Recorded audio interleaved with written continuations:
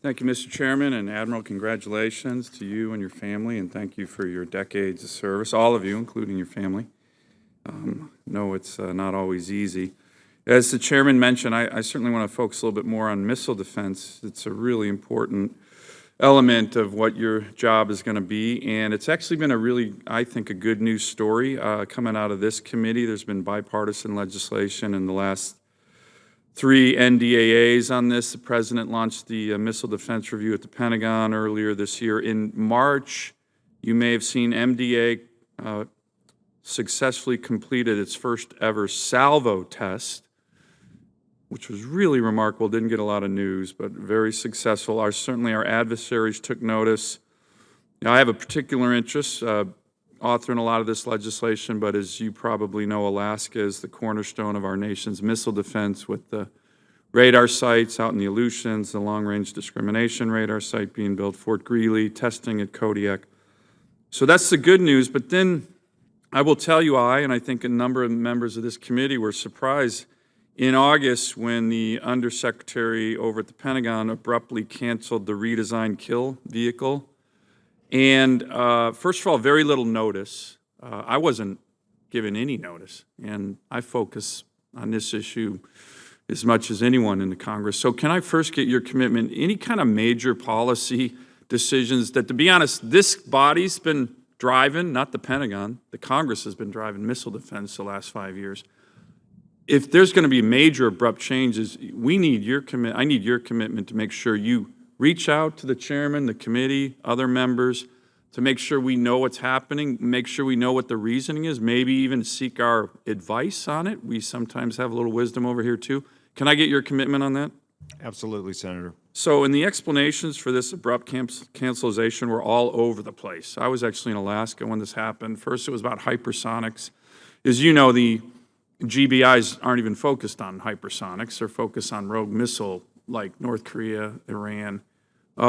The estimates for the next interceptor, again, are all over the map that we would develop 5 to 10 years. I know the number is classified, but to be honest, nobody really knows.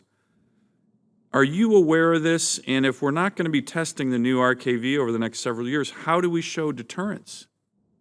Senator, my current responsibilities don't afford me any particular insight. I am generally aware of what you're referring to. Well, if you're confirmed, which I think you should be, we will need to sit down and go into this in a lot of depth. There's a number of members on both sides of the aisle who were quite surprised by this announcement, and I think it leaves us open. I think it leaves us vulnerable, to be perfectly honest. Do you have a view on that? Well, Senator, I'll absolutely commit to that. I will look very closely at this issue. But I have confidence today that the system that we have fielded will defend us against the threats we face today. You're quite correct. In the future, something we need to go look at. But there's a continuing threat, right, from North Korea, from Iran. These are the rogue states. Again, our GBI system is meant primarily for rogue states, not deterrence against That's our Russia policy, yes, sir. It does seem to me a little bit, again, and I know you haven't been fully briefed into it, but in search for the perfect, which is what I think Undersecretary Griffin was looking for, we are leaving ourselves a bit vulnerable, particularly given that the system that was being developed, as was demonstrated in this March salvo test, seemed like it was coming along quite well. Do you have a view on that? Sir, I agree with you that we need to be very careful about setting too high a bar in our effort to develop any system such that it delays us. We used to move faster in history, being willing to accept some failure and learning along the way, and I would support our ability to get back to that pace. One of the things that we had in our legislation that passed was to, and this was MDA's request to us, to encourage more testing, even if we quote-unquote fail, because as you know, Admiral, when you fail, you're not really failing, you're still learning. I'm sure you've seen that in your career.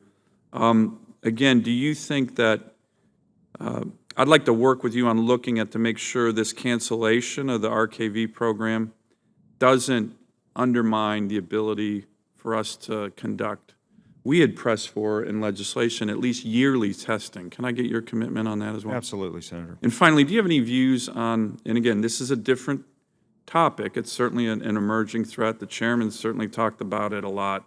but it's not the threat that's being addressed by our GBI system, what we should be doing and how we should be looking at the hypersonics threat.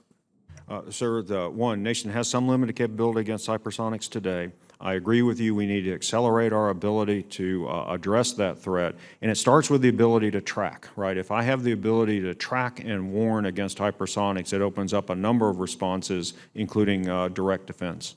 Great. Thank you. Thank you, Mr. Chairman.